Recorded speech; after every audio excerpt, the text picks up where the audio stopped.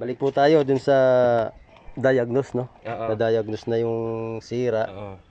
Kasi papaliwanag nga sa atin ngayon Okay. yung Etong unit na to, walang problema yung sensor at saka yung makina mo, walang problema yan. Yung nagkakaroon kasi minsan ng overheat is yung thermostat.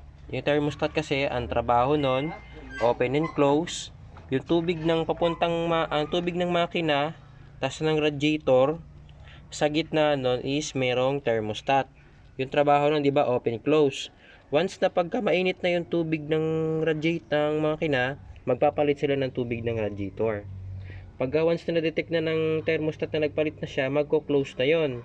Ngayon kasi, merong ganong senaryo na hindi na nag-open masyado yung thermostat kaya nagkakaroon ng overheating. So na-check na, kunyari, na-check na natin yung thermostat niya, okay naman. Doon naman tayo magpo-proceed sa tubig. Minsan kasi kapag may bubbles to, hindi mo masyadong na-bleed ng maayos, hindi masyadong purong tubig yung pumapasok sa radiator niya. Ang nangyayari, nag-overheat Kasi nagbobomba yun si pump, pero hindi naman purong tubig yung binobomba niya. May hangin na kasama. Ngayon, pagka maglalagay kayo ng tubig dito sa radiator, kailangan naka-idle lang siya. Tapos bubuksan nyo to. Nasaan yung ginawa nyo, Kuya Amir, na Ayun. Yan.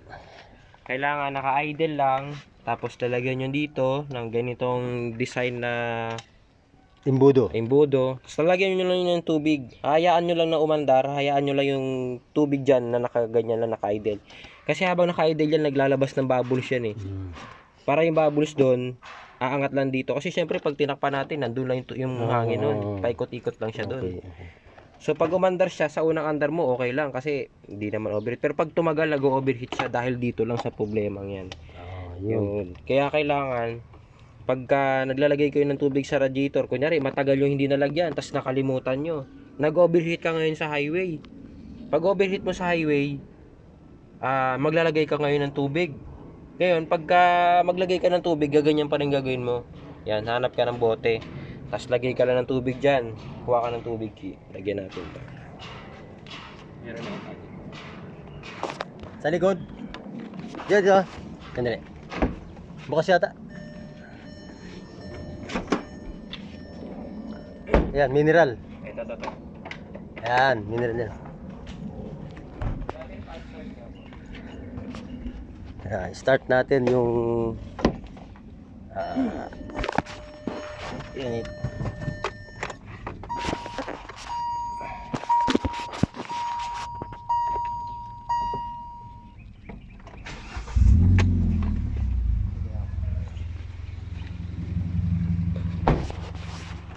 Yan, play mo na.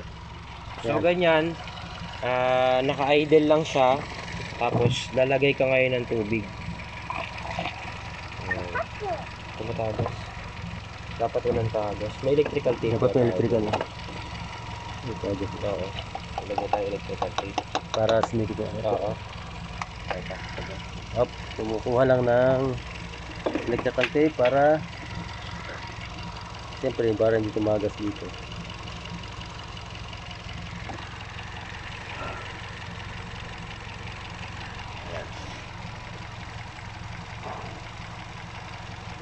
Wala na.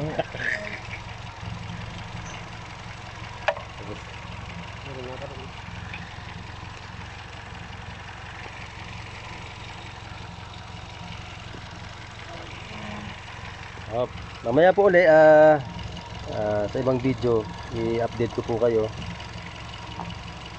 So hanggang dyan lang muna.